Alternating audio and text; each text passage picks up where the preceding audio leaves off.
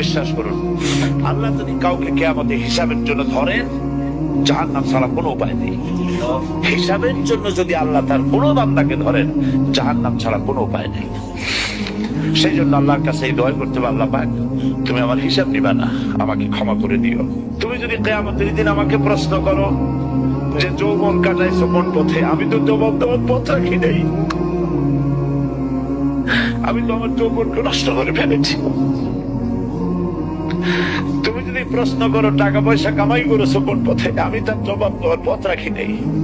যদি প্রশ্ন করো কোন পথে খরচ করেছো, আমি সেটারও পথ রাখি নাই, নষ্ট করে ফেলেছি। তুমি আমাকে ক্ষমা করে দাও। সেই জন্য আল্লাহর কাছে দোয়া করতে হবে, ربنا آتنا في الدنيا حسنة وفي الآخرة حسنة وقنا عذاب النار وادخلنا الجنة مع الأبرار وادخلنا الجنة بغير حساب। আল্লাহ তোমার নেককার বান্দাদের সাথে আমাকে জান্নাত দিও, আর তুমি দয়া করে কিয়ামতে আমার কোনো হিসাব দিও না।